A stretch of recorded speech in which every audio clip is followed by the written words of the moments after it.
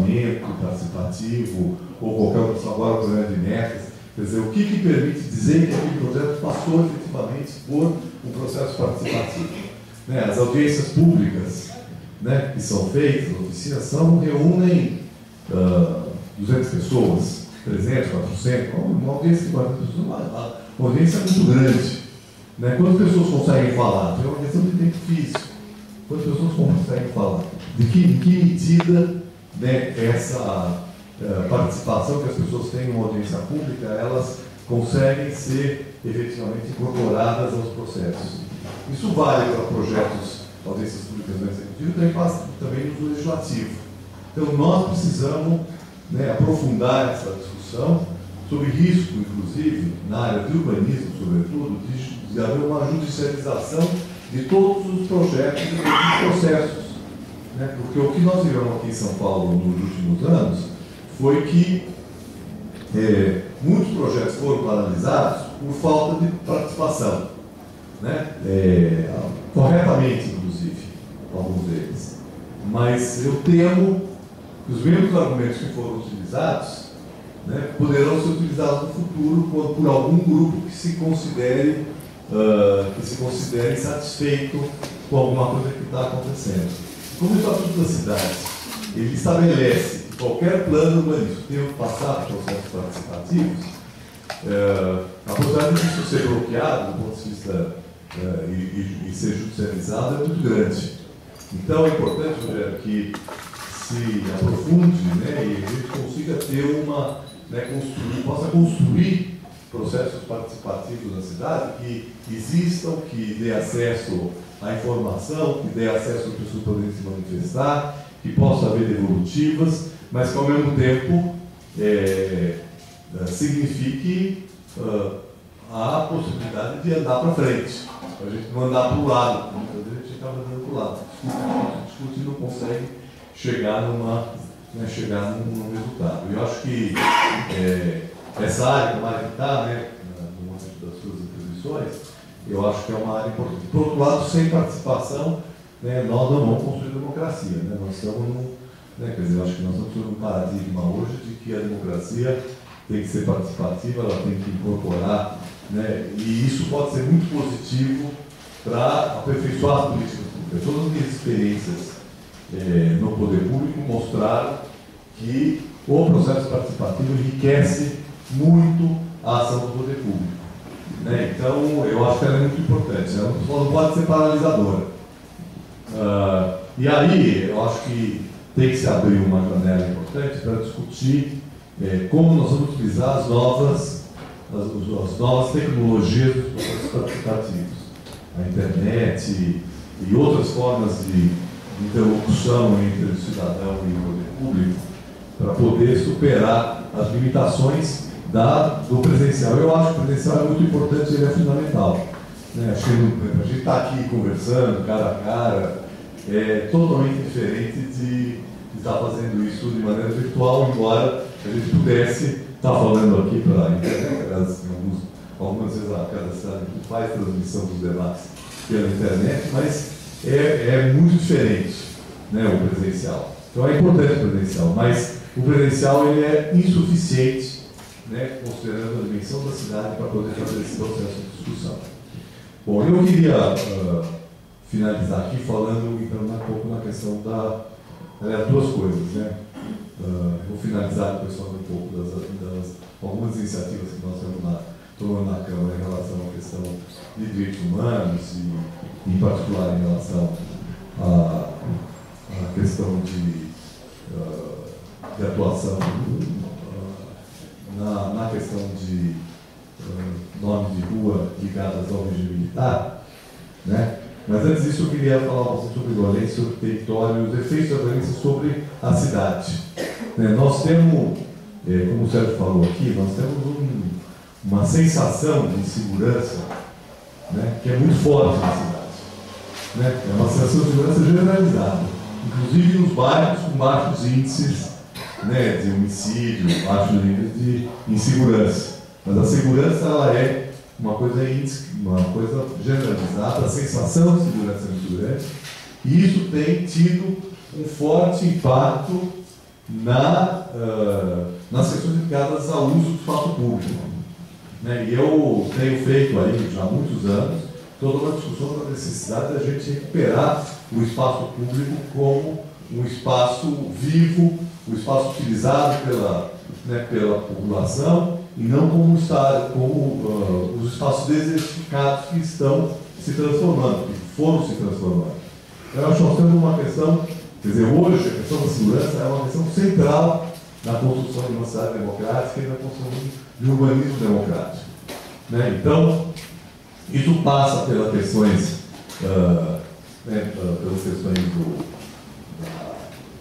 por exemplo, dos muros. Né? Quer dizer, as cidades que se fecham dentro dos muros. Né? Passa pelas questões dos condomínios. Né? Os condomínios fechados que viraram uma febre e que leva a que a gente pode chamá-los, né, os guetos, né, a medialização.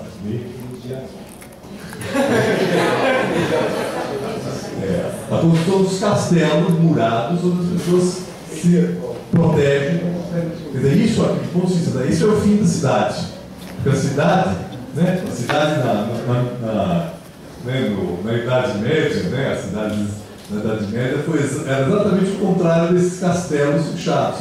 Eram lugares que respiravam a liberdade. As pessoas, as cidades eram muradas, né, em relação ao exterior, mas dentro delas, né, quer dizer, elas floresciam a vida pública. Né? Então, nós estamos perdendo isso. E a grande justificativa é a segurança. Né? Eu vejo que há reações importantes hoje. Não sei se vocês viram ontem, saiu uma matéria no 9 da Folha, que fala exatamente de alguns edifícios que estão sendo construídos sem muros. Né? E acho que esse tem que ser um tema para ser colocado e para ser discutido no plano diretor. Né? Quer dizer, a gente trabalhar na perspectiva de eliminar esses muros, eliminar esses condomínios fechados e ganhar o espaço público como espaço de todos.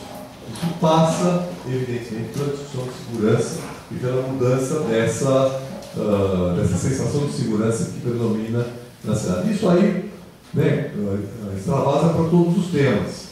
Né? Por exemplo, o uso do transporte público. O uso do transporte público, além assim, dos problemas específicos do transporte público, também estão ligados ao fato de que o transporte público pressupõe sempre o uso da calçada. Ninguém desce o transporte público na porta da sua casa nem na porta do trabalho. Portanto, usar o transporte público significa utilizar, né, o espaço público, as calçadas, as praças, e circular por ele.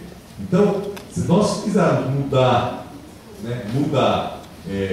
a maneira como a população se move na cidade, sabendo que o automóvel hoje é uma aspiração, né, parte muito significativa da população, nós temos que mudar essa sensação de insegurança que as pessoas têm.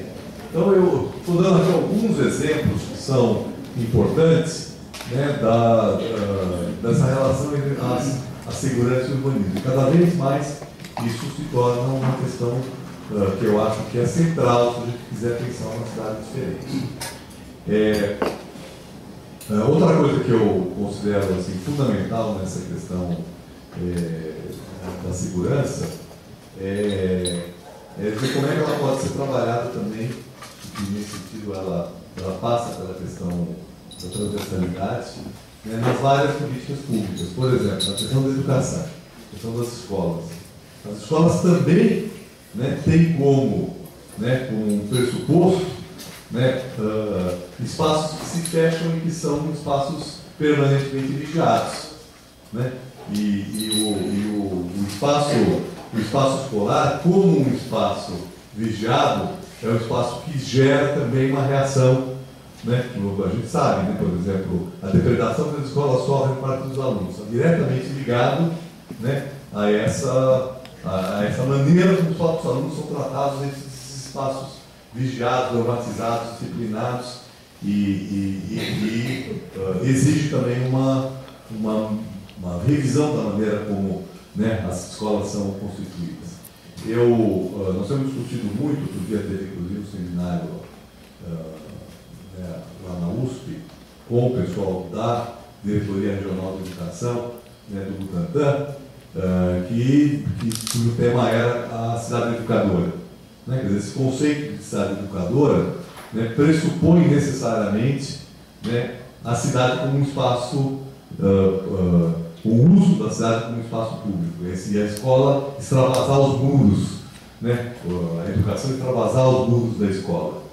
Né? Agora, para isso, né, evidentemente, a cidade precisa ser segura. Então, né, isso está incluído acho que o tema cidade segura é um tema fundamental, assim como a cidade saudável, a cidade sustentável, a cidade saudável, a cidade sustentável, a cidade criativa, que são temas importantes do programa de governo do Haddad, da cidade inclusiva.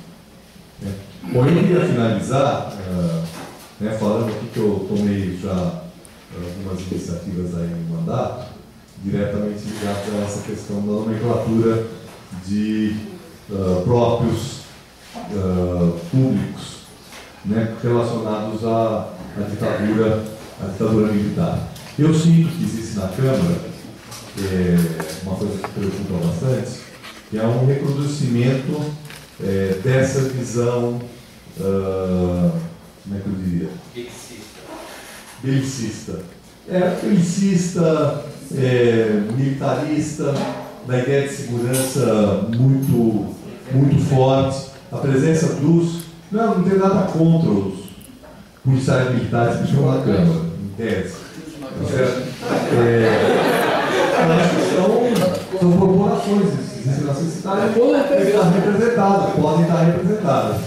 Mas o que eu estou sentindo é que a presença deles e o discurso deles, e é isso que me preocupa, né, o discurso deles é um discurso que tem forte repercussão. Né? O problema não são eles, o problema é que o discurso deles tem repercussão. Né? Não, eles foram eleitos, não, mas tem repercussão não só de seus eleitores, e também são muitos. Você pega por exemplo, a gente pega, por exemplo, os seguidores, né, do Coronel Telhada, né, Jair, são quantos? 110 mil, né, seguidores do Coronel Telhada. É um número muito significativo. Mas, além disso, esse discurso é um discurso forte na sociedade. Assim como o discurso do Fernando Moro, o discurso de redução da maioridade penal, é um discurso forte que está presente na sociedade.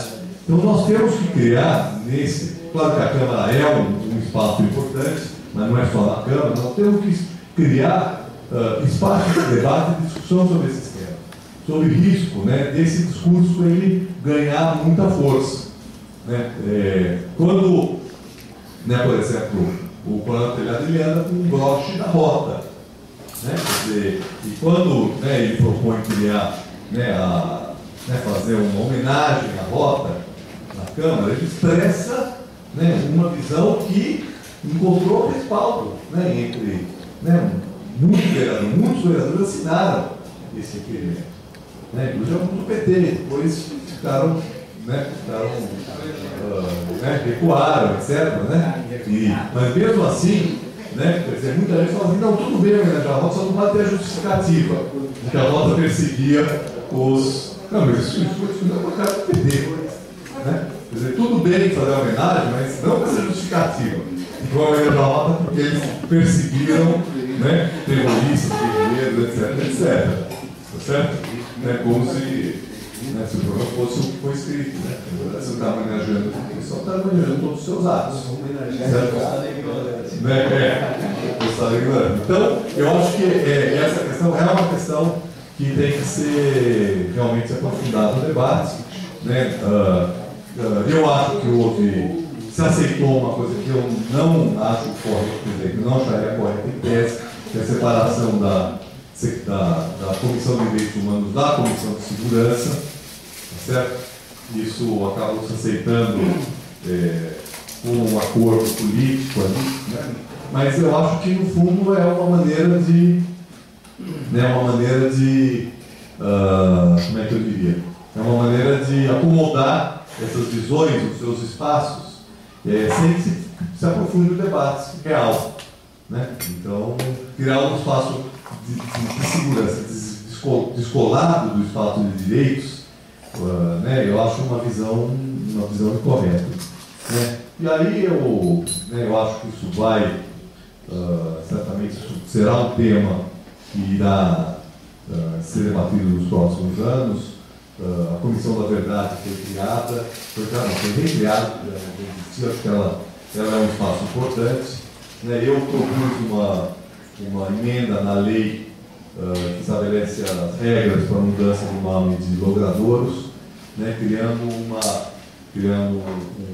parágrafo incluindo a possibilidade de mudança dos nomes de logradouros quando os homenageados por essas ruas estiveram envolvidos em delitos contra os direitos humanos e no apoio ao regime autoritário do país. Isso é fundamental para fazer uma mudança que eu também propus, mas tem outras mudanças que nós temos que fazer, que é do elevado Arthur da Costa e Silva,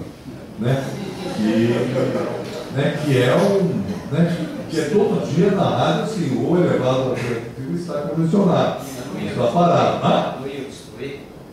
Pode ser que venha destruir, mas isso é uma outra discussão, não podemos associar a destruição. Então, é por isso que eu também não vou mudar o nome não propus mudar o nome dele para um outro nome qualquer, certo? Ou um nome importante que tem que ser homenageado, mas, na verdade, a proposta é mudar para Minhocão. No dia que demolisse, o Minhocão está ótimo, certo? Agora, nós não vamos demolir o Minhocão só porque o nome dele é tudo acessível, mas é uma coisa que eu acho importante. É um ultraje esses bandidos, que não podem mais responder pelos crimes que praticaram, porque estão mortos de velhice, e a gente deparar as ruas com o nome desses criminosos que perseguiram a ditadura. É um ultraje. Então, nós precisamos alterar isso, então esses projetos estão tramitando na Câmara, e tem alguns outros nomes que a gente também já identificou, que são nomes de personagens ligados ao regime militar, e aí, Rogério, também seria interessante outros nomes que também não são tão conhecidos, que são ligados a delitos relacionados aos direitos humanos. Porque a ideia é, fundamentalmente, que nós não devemos homenagear pessoas que estão, quer dizer, no fundo, homenagear significa uma maneira de valorizar. Então, eu acho que valorizar. Você homenageia um personagem, então tem nome de escola, tem outros próprios municipais que têm a melhor questão. Então, o nome de rua é muito chato. Eu entrei nessa questão porque eu acho que é importante, porque uma das coisas que mais, vamos dizer assim, vai contra a Câmara é que o que mais se faz da Câmara é o nome de rua, certo? E eu, nos 4 anos que eu fui vereador na nossa legislatura, eu batalhei muito para não mudar o nome das ruas, certo? Por exemplo, para mudar a Água para Roberto Marinho, por exemplo, foi o único que nós votamos contra. Mas eu votei não só por conta de que seria o Roberto Marinho, porque mudar o nome dos nomes tradicionais das ruas, eu acho que é inadequado. O nome das ruas, por os nomes mais tradicionais, são importantes para a identidade e para a cultura da cidade. Tá certo? Então, propor mudança de nome não é uma coisa que me agrada muito. Mas, nesse caso em particular, eu considero fundamental que a gente faça e acho que vai ser bem importante se a gente conseguir aprovar essa mudança aí do meu plano. Eu pedi o apoio do Rogério para isso. Eu digo apoio porque já houve outras tentativas de mudança que acabaram sendo mal sucedidas e certamente o apoio do Executivo para esse tipo de projeto ele vai ser fundamental para que ele possa ser aprovado pelos vereadores, inclusive porque vai ter gente contra. Evidentemente, quem defende os regime militar vai ser contra que haja mudança. Então é isso, e eu acho que, como esse sistema de direitos humanos ele abre um leque muito grande, certamente a gente vai ter que voltar aqui para debater temas mais específicos. Obrigado.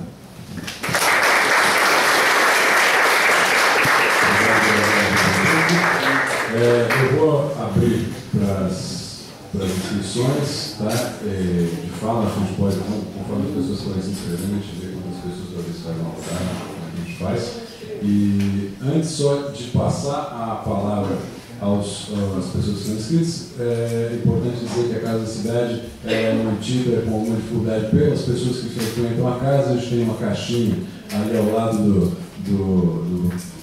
da entrada, que se puderem ajudar, é importante que ajude para a gente continuar tendo esse tipo de debate, que é uma lista também do lado de presença, se puderem deixar os e-mails para que a gente possa avisar dos próximos debates. É muito bom já avisar que nessa sexta-feira, às 19 horas, a gente vai ter um bate-papo sobre política de drogas, né, que é alguma coisa que, inclusive, a temática foi tocada aqui.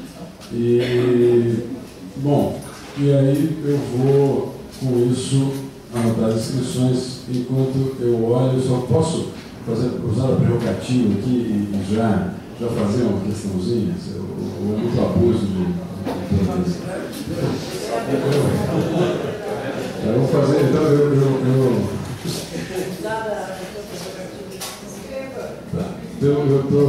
me inscrevo no final da forma. Então, só fazer um comentário que a Casa da Cidade podia ter sido a Casa da Rodésia, mas uma dessas coisas da rua, né, algum grupo organizado também falou que a Rodésia é um país de direitos que são escravocrata, não se respeita os direitos humanos, etc. Optou-se pela Casa da Cidade, Casa da Rodésia, não chamar a Casa da Rodésia, e sim Casa da Cidade. Eu estou aqui escrevendo as pessoas. Antes dela se institucionalizar, por prática, quando ela fica na Rodésia, ela ficou sendo conhecida como Casa da Rodésia, né? Assim, sem ser institucionalizada. Quando foi institucionalizada, a Rodésia é democrática. Daí por aí. Então, vamos passar. Bom, deixa eu ver se.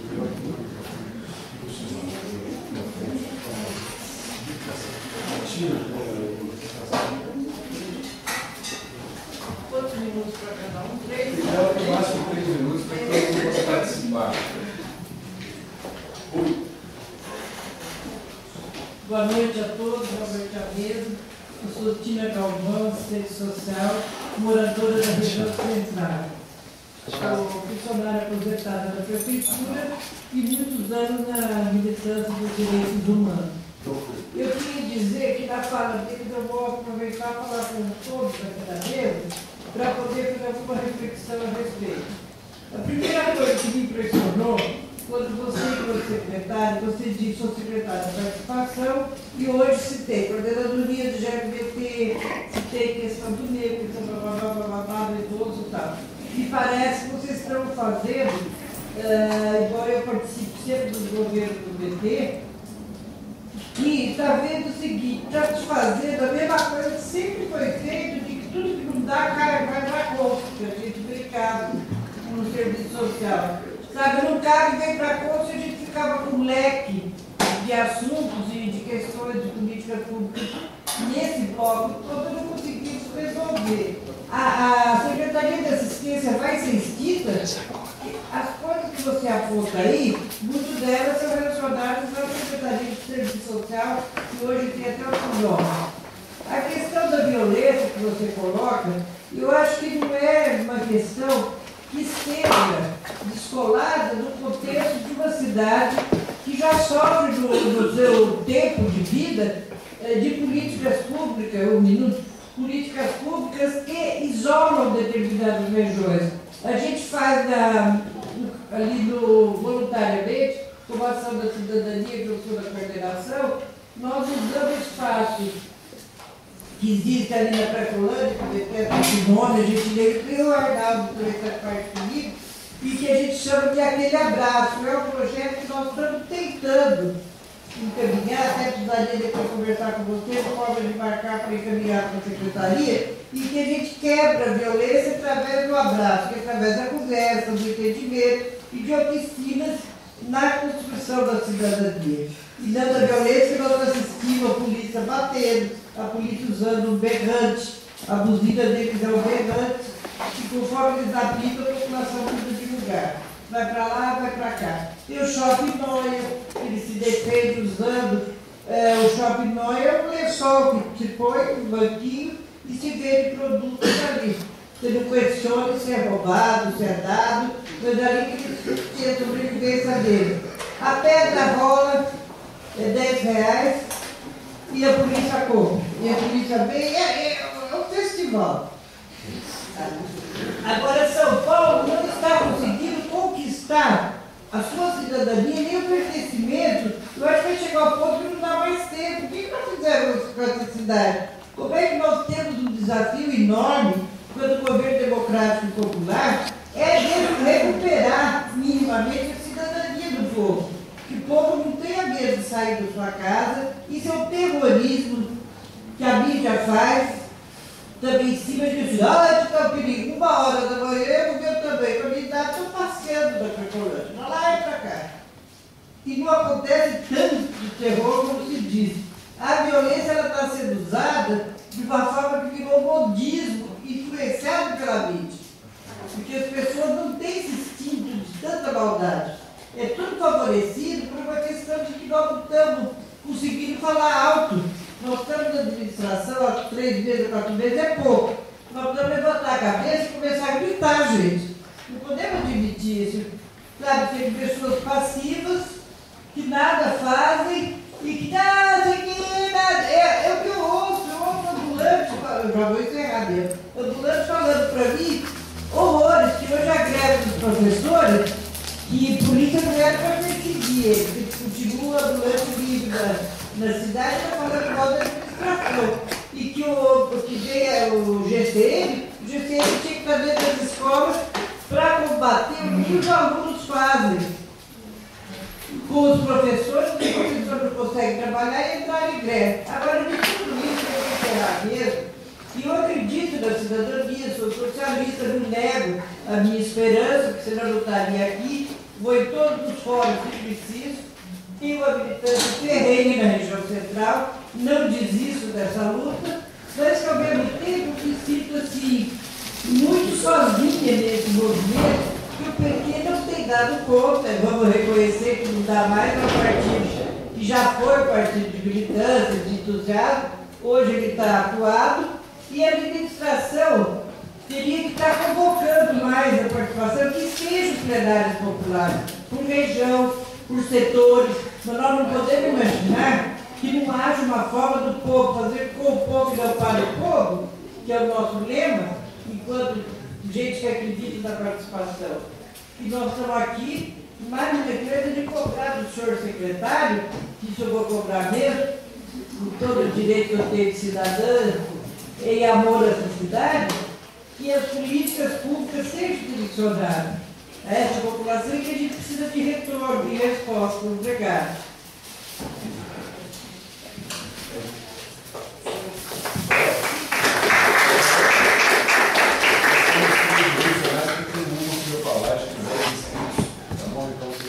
Boa noite, eu sou Edna Medeiros, agente escolar da Prefeitura de São Paulo, de São Miguel Paulista. Um local onde os moradores de rua têm aumentado o número. Só que não é nordestino que veio da cidade, não. É filho dos que vieram do Nordeste no passado e que hoje não conseguiram estudar, não conseguem trabalho e estão fazendo as favelinhas até no pé do muro das escolas municipais. Isso é uma questão muito grave em São Miguel. Para que eu entre no prédio onde eu moro, eu tenho que saltar por cima de um morador de rua que está dormindo. Uma idosa que era para ser cuidada e a gente não vê os direitos humanos cuidando do idoso, porque direitos humanos não é para quem está só dentro do presídio, não. Direitos humanos é para aquela senhorinha que eu tenho que saltar por cima dela, que ela está dormindo, no portão da minha casa. Então eu não posso levar para dentro da minha casa, porque já não cabe nem a minha família. Né? E uma proposta que eu trago para a mesa, onde nós podemos começar a resolver o problema, a sugestão. A escola é a base de tudo. Se nós queremos construir uma sociedade mais justa e igualitária, nós precisamos começar recapacitando os professores. Os professores estão mal preparados. Eles acham que o conhecimento é autoridade. E o autoritarismo tem provado que não constrói um ser humano solidário. e sim os conflitos dentro da escola.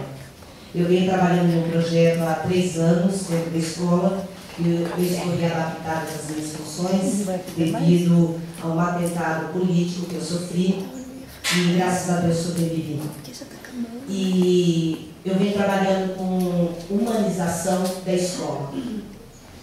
Estar mais próximo do aluno, abraçar o aluno, beijar, ouvir, afetividade. Isso, há 6 anos atrás, dentro de uma universidade, era um absurdo, tá?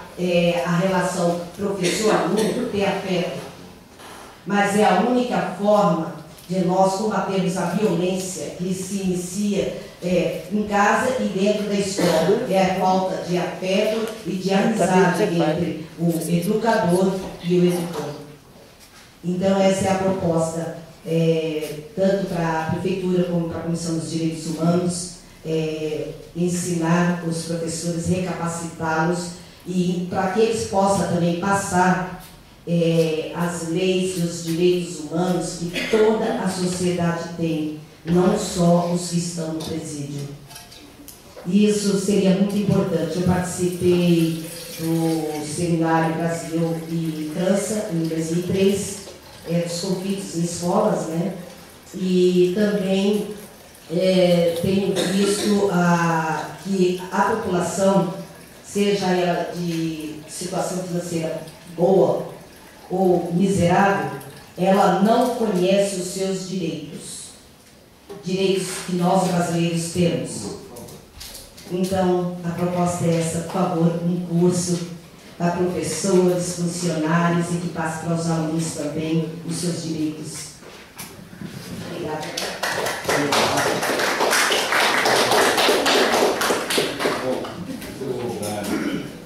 Eu queria cumprimentar a iniciativa de criar essa secretaria. Eu acho que foi uma iniciativa extremamente importante, considerando a importância do tema. Pelo relato que nós já sabemos, a dimensão dos problemas relacionados aos direitos humanos são enormes, diversificados, e esses problemas vêm se agravando nos últimos anos. Haja visto que a mídia toda hora está noticiando problemas gravíssimos que vêm ocorrendo. E, na verdade, nós nos encontramos numa situação extremamente passiva dessa gravidade dos problemas. Você vem se agravando, aumentando, e a sociedade não sabe como enfrentá-los.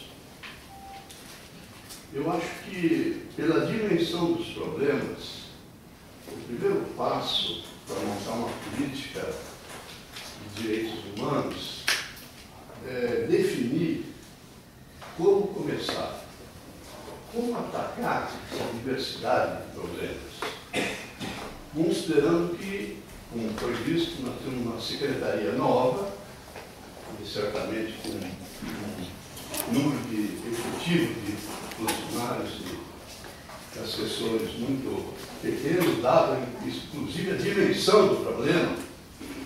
E se não for levar em conta essa situação, nós vamos ficar novamente numa política de ação pontual, isolada, incapaz de dar um avanço significativo.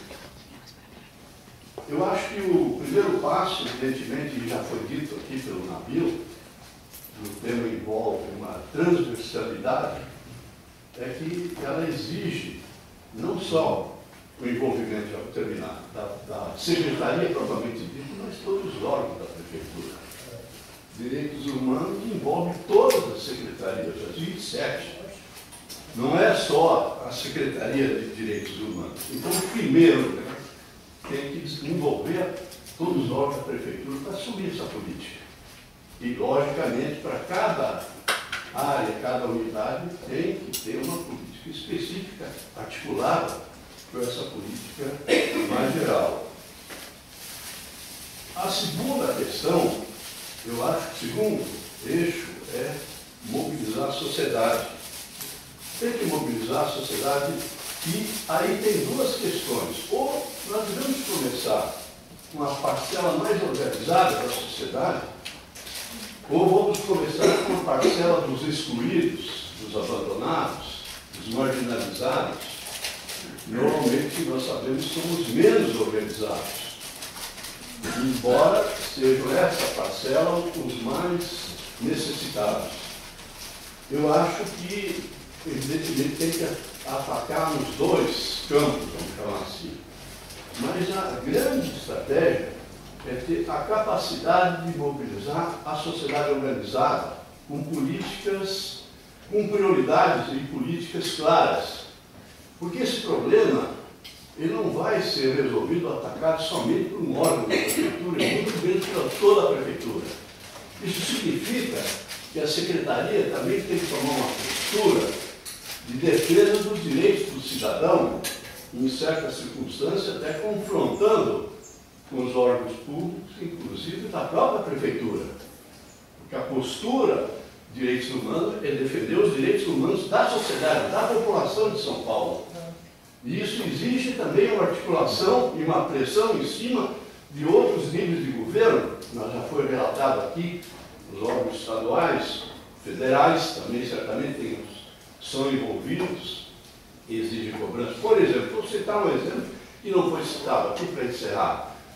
A questão da defesa dos direitos do consumidor. Nós não temos tem uma ideia que um órgão está isolado, se esforçando. Nós estamos consumindo produtos que são contaminados com agrotóxico, com veneno, cujos efeitos nós não sabemos. Nos rótulos é aprovado do governo federal que tem que dizer lá quanto de agrotóxico tem, quanto de veneno tem. Ninguém obedece isso, estão nem aí. Entende? E quem é que vai defender o povo para que seja cumprido isso, efetivamente? Eu só estou citando um exemplo, porque eu não vou entrar em todos os temas aqui, que nem dá tempo, mas está muito claro que a dimensão e a gravidade, a dimensão dos problemas são enormes. E aí eu acho que o passo é fazer toda uma política de mobilização da sociedade e definindo algumas prioridades.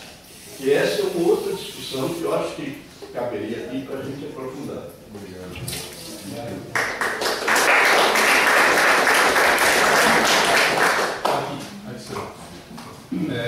Eu vou ter que fazer uma questão bastante precisa aqui para todos os integrantes da mesa, em relação às possibilidades de atuação da administração municipal na questão da violência policial. Antes, só fazendo uma rápida apresentação, eu sou psicólogo do grupo Margens Clínicas, aqui tem o Vitor também, a Catarina. A gente trabalha para fornecer atendimento psicológico a vítimas de violência policial e também pela institucionalização de políticas de restauração, de reparo para essas vítimas, para que sejam políticas públicas, né, e não vindas de grupos isolados. Mas, enfim, a professora aqui, a Dona, citou um exemplo que eu achei interessante, que pelo menos dá um certo apontamento do que seria uma atuação da administração municipal direta em relação à polícia militar, que, como nós sabemos, é de competência do governo estadual. Bom, afinal de contas, quantos policiais a gente tem perdizes, quantos policiais a gente tem no Capão Redondo. Então, a minha pergunta, precisamente, é tanto em tese, em termos ideais, quanto nas possibilidades do Executivo Municipal, do Legislativo Municipal. A administração pública municipal, ela pode lidar com esse problema para além dessa atuação, digamos, periférica, no sentido de, bom, a gente não está lidando diretamente com a polícia, que é oferecer políticas de cultura, políticas de educação, vertente que isso é importante, não estou tirando a importância disso, mas para além disso, é possível agir diretamente com a polícia militar, o que a administração municipal, no âmbito executivo ou legislativo, pode, imagino que vocês já tenham discutido, já pretende agir nesse sentido, e em termos ideais, o que isso poderia ser feito?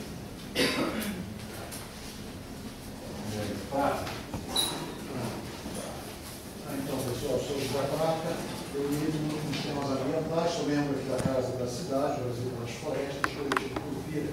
Eu acho que eu coloco três questões objetivas. Eu acho que não custa dinheiro, está na alçada e no âmbito do que o poder municipal poderia dar conta de fazer. Então, eu concordo com o navio com respeito à transversalidade do tema de direitos humanos. A gente pode tentar tratar analiticamente, mas não vai conseguir separar ou isolar das outras questões. E uma coisa que se coloca é que a nossa urbanização catastrófica, acho que quase todo mundo concorda, né? E o meio ambiente enfermo são terreno fértil para a intolerância e para a violência, tanto doméstica como pública. Então, eu levanto a questão do direito humano do acesso à terra e do uso do solo urbano. O prefeito pode ficar tranquilo que eu não vou pedir a reforma agrária para ele. Mas eu acho que não é difícil fazer uma política de PTU progressivo para imóveis vazios ociosos. É um direito humano. Você está aliviando a questão da moradia. E eu acho que um outro exemplo que também afeta uma área que o navio domina é o exemplo da coleta seletiva de resíduos e compostagem de orgânicos. Isso passa por juventude, passa pelo carroceiro, passa pela população de rua. Um outro ponto que eu levanto é que o direito à verdade também é informação honesta nos meios de comunicação. Eu entendo que a administração federal petista não acha correlação de forças nem para enfrentar o agronegócio ruralista, nem para passar uma lei de médios. Não, uma lei que regule a comunicação de massa, que também é uma situação precária em que a gente se encontra. Mas rotulagem de transgênico e agrotóxico é direito à verdade. Não vejo como é que o município não possa impor uma regulamentação de rotulagem de transgênico e agrotóxico na gôndola dos supermercados. E também não vejo por que a administração municipal precise continuar anunciando em veículos da grande imprensa notoriamente marrom. Né? Isso quando não acontecer com o famoso bônus de volume descaradamente. Então, eu acho que IPTU progressivo para imóvel ocioso. Eu acho que coleta seletiva de resíduos e compostagem orgânica. Eu acho que rotulagem de transgênico e agrotóxico. E eu acho que não anunciar na imprensa marrom são 4 medidas baratinhas para melhorar os direitos humanos.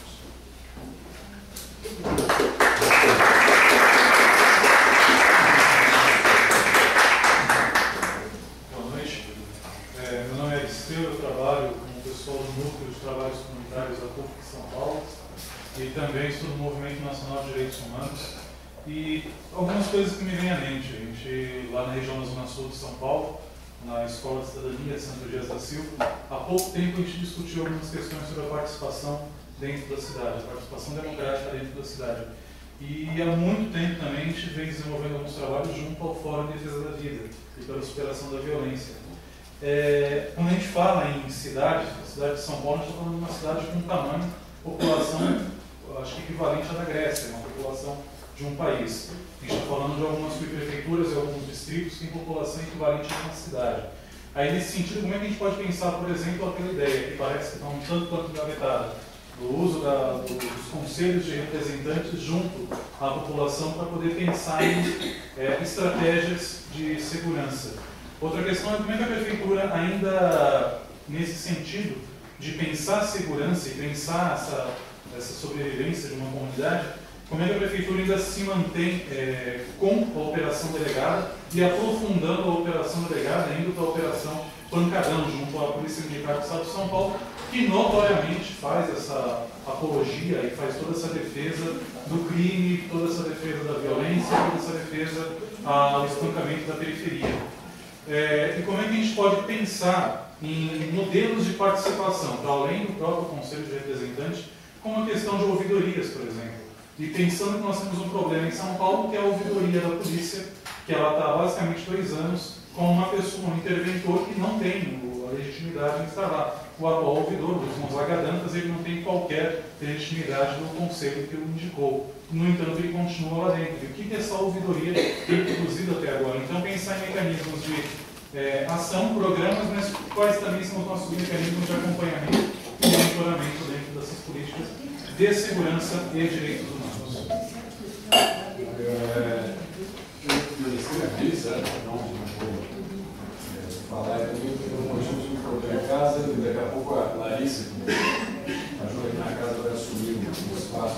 Como a gente está registrando, vou fazer minha pergunta à Larissa. Na verdade, são alguns comentários que acho que são pertinentes.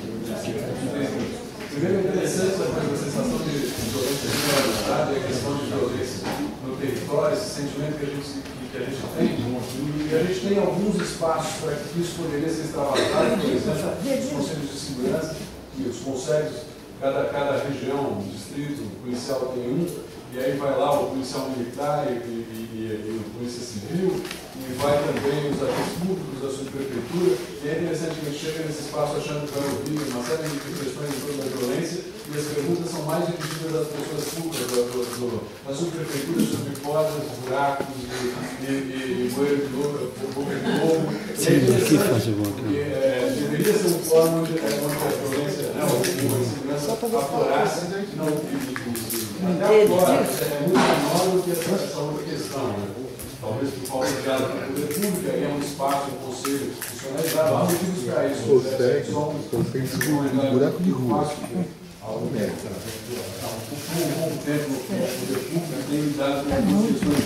Por outro lado, você tem uma representação grande da cultura e da juventude, então todos os eventos culturais, há um discurso na direita, inclusive aqui no Coronel Telhada, uma reunião sobre a bola da Madalena, que alguém falou desse jeito, assim, olha, começa vindo dos centros de cultura, daí vão chegando os universitários, com eles vem as drogas, e aí o espaço fica perdido. Esse é um discurso recorrente, existe essa linearidade nessa questão, né? E aí você vê o conflito, o historiador fala da ocupação, né, no sentido francês, da coisa pública, na convivência, que uma das grandes demandas que a gente vive é a coisa da mediação dos conflitos de interesse no uso dos espaços públicos, por exemplo, as praças, que a gente tem a Avenida Braga, a Produção, e a dificuldade, na hora que você chama para mesa, a dificuldade de ouvir o outro, porque eu não posso, não é nem estar errado, eu não posso ser determinada aquilo que eu penso. O outro é o opositor, ele não é alguém que dialoga com o público e meio o próximo a falar, então, é o Rui, e aí o resto estamos dando uma força para essa programação que nos debates. Queria ver se dava para divulgar. Tá, a gente passa. E primeiro, eu comentar com os amigos. Como? Não, calma, não estou falando. E eu acho que é bom ter dizem que ele tarda uma hora, não é? se eu gostar dele, manda acabar. Mas eu queria pedir a mesmo que tivesse comentários sobre a questão da de comunicação, principalmente a televisão, né? Nós temos uma espetacularização da violência, né? Uma banalização da violência, nós temos meios de comunicação.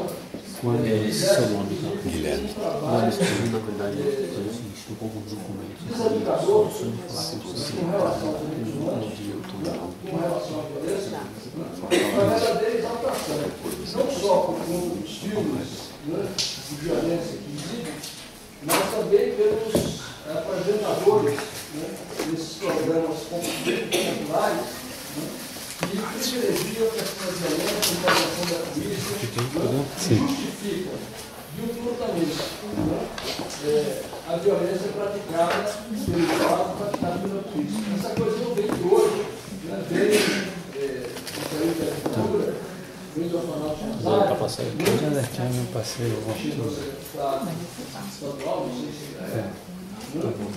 E outros comunicadores como Você é o mesmo trabalhador do CUDEP? e ao mesmo tempo a sonorização de tal forma Você lembra de mim?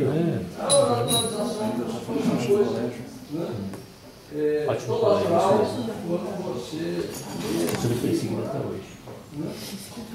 e buscando seguir o contrário, a opinião desses comentários. Não sei se você vai comentar isso. E como nós podemos enfrentar a mídia?